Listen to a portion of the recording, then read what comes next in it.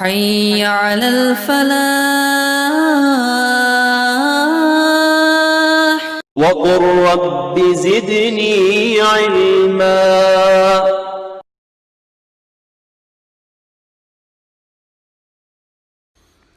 الحمد لله رب العالمين والصلاة والسلام على قائد الغر المحجلين نبينا محمد وعلى آله وصحبه أجمعين وبعد. محترم بھائی اور بہنوں، السلام علیکم ورحمۃ اللہ وبرکاتہ۔ عقیدہ کے اس کلاس میں آپ سب کا استقبال ہے، اور ہم آج سیکھیں گے کہ غیر اللہ کے لیے جانور ذبح کرنے کا کیا حکم ہے۔ غیر اللہ کے لیے جانور ذبح کرنے کا کیا حکم ہے۔ جانور ذبح کرنا بھی ایک عبادت ہے، اور یہ عبادت صرف ایک اللہ کے لیے ہونی چاہیے۔ اللہ تعالیٰ فرماتا ہے سورہ الانعام آیت نمبر 162 اور 63 میں، قل ان صلاتی ونسکی ومحیای ومماتی للہ رب العالمین لا شریک لہ وبذلک امرت وانا اول المسلمین۔ کہہ دیجئے کہ میری نماز، میری قربانی، میری زندگی اور میری موت سب کے سب اللہ رب العالمین کے لیے ہے، جس کا کوئی شریک نہیں، اور مجھے اسی بات کا حکم دیا گیا ہے، اور میں سب سے پہلا فرما بردار ہوں، مسلمان ہوں۔ اس آیت کریمہ میں اللہ رب العالمین نے ہمیں یہ سکھلایا ہے کہ ایک مسلمان کی نماز، ایک مسلمان کی قربانی، ایک مسلمان کا جینا، ایک مسلمان کا مرنا صرف اللہ کے لیے ہونا چاہیے۔ یہ نہیں ہو سکتا کہ وہ مسلمان بھی ہو اور نماز کسی دوسرے کے لیے پڑھے۔ یہ نہیں ہو سکتا کہ وہ مسلمان بھی ہو اور قربانی کسی دوسرے کے لیے کرے۔ ہاں، کسی دوسرے کی طرف سے ہوتی ہے۔ جیسے ہم قربانی کرتے ہیں تو کسی دوسرے کی طرف سے ہوتی ہے، لیکن وہ جانور ذبح ہوگا تو کس کے نام پر؟ اللہ کے نام پر۔ اللہ کے لیے ہی جانور ذبح کر سکتے ہیں۔ اللہ کے علاوہ کسی اور کے لیے جانور ذبح کرنا شرک ہوگا۔ اللہ فرماتا ہے سورۃ الکوثر میں، فَصَلِّ لِرَبِّكَ وَانْحَرْ، اپنے رب کے لیے نماز پڑھو اور اپنے رب کے لیے قربانی کرو۔ نماز اللہ کے لیے اور قربانی اللہ کے لیے۔ اللہ کے علاوہ کسی اور کے لیے نماز پڑھا تو شرک، اللہ کے علاوہ کسی اور کے لیے قربانی کی تو شرک۔ اور صحیح مسلم کی روایت ہے، حضرت علی رضی اللہ تعالیٰ عنہ بیان کرتے ہیں کہ اللہ کے نبی صلی اللہ علیہ وسلم نے مجھے 4 باتیں بتلائی تھیں، ان میں سے ایک ہے لعن اللہ من ذبح لغیر اللہ، اللہ کی لعنت ہو اس انسان پر جو اللہ کے علاوہ کسی اور کے لیے جانور ذبح کرے۔ آئیے ایک واقعہ سنتے ہیں۔ اللہ کے نبی صلی اللہ علیہ وسلم نے اس قصہ کو بیان کیا ہے۔ امام احمد بن حنبل رحمۃ اللہ علیہ نے اس قصہ کو یا اس روایت کو کتاب الزہد میں نقل کیا ہے۔ طارق بن شہاب بیان کرتے ہیں رضی اللہ تعالیٰ عنہ کہ اللہ کے نبی صلی اللہ علیہ وسلم نے ارشاد فرمایا، دخل الجنۃ رجل فی ذباب ودخل النار رجل فی ذباب۔ ایک مکھی کی وجہ سے ایک آدمی جنت میں چلا گیا، اور ایک مکھی کی وجہ سے ایک آدمی جہنم میں چلا گیا۔ جب صحابہ کرام نے سنا کہ ایک مکھی کی وجہ سے ایک آدمی جنت میں چلا جاتا ہے اور ایک ہی مکھی کی وجہ سے ایک آدمی جہنم میں چلا جاتا ہے تو ماجرا کیا ہے؟ کیونکہ صحابہ کرام نیکیوں کے رسیا تھے، وہ جاننا چاہتے تھے۔ قالوا وکیف ذلک یا رسول اللہ، ایسا کیسے ہو سکا اے اللہ کے رسول صلی اللہ علیہ وسلم؟ تو آپ نے فرمایا، مر رجلان علی قوم لهم صنم لا یجوزہ احد حتی یقرب له شیئا، کہ آپ نے فرمایا کہ 2 آدمیوں کا گزر ایک قوم پر ہوا جس کا ایک بت تھا، کسی کو بھی وہاں سے چڑھاوا چڑھائے بغیر گزرنے کی اجازت ہی نہیں تھی۔ اب کیا تھا؟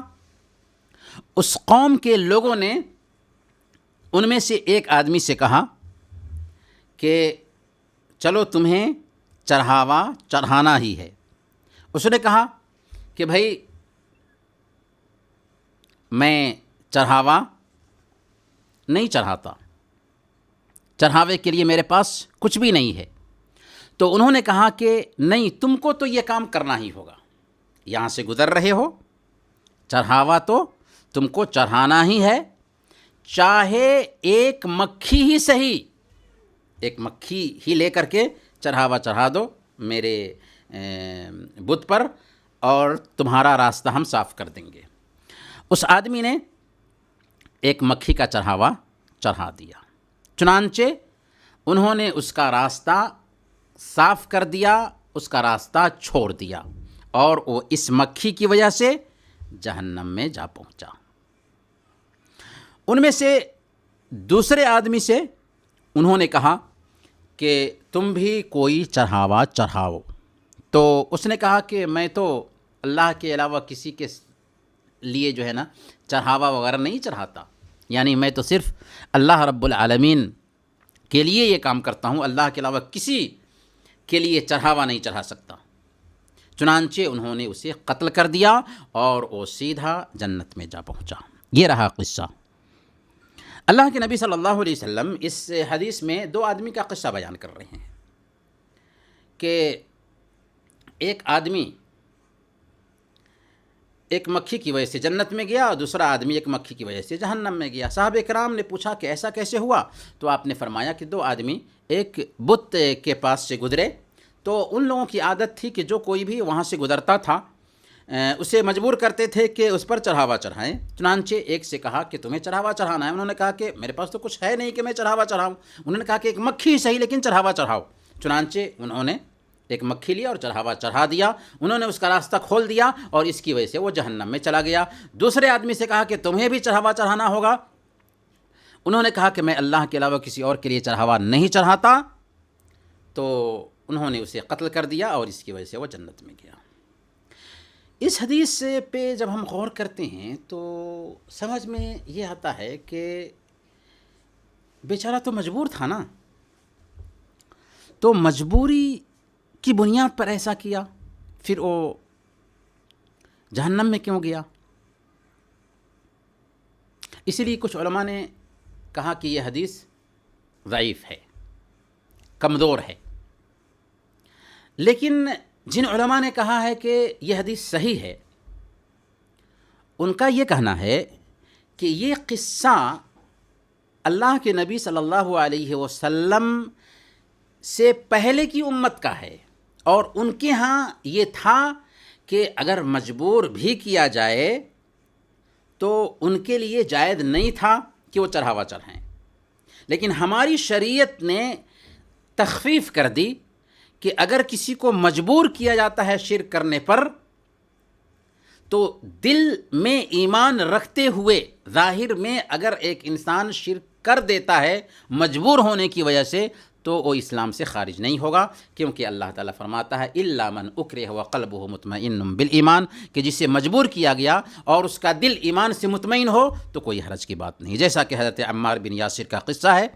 کہ ان کو کفار مکہ نے مجبور کیا تھا، یہاں تک کہ کچھ ان کے دل کی بات بول دی تھی، ان کی رضامندی کی بات بول دی تھی، اور جب ان کو احساس ہوا تو اللہ کے نبی صلی اللہ علیہ وسلم کے پاس آئے، اس کی شکایت کی، تو اللہ کے نبی صلی اللہ علیہ وسلم نے کہا کہ تم اپنے دل کی کیفیت کیسا پاتے ہو؟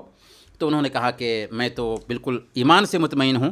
تو آپ نے فرمایا تھا کہ اگر ایسا مجبور کریں تو بعد میں بھی تم کہہ دینا، اور اسی پس منظر میں یہ آیت بھی اتری تھی الا من اکرہ وقلبہ مطمئن بالایمان، کہ اگر کسی کو مجبور کیا جاتا ہے اور اس کا دل ایمان سے مطمئن ہے تو کوئی حرج کی بات نہیں۔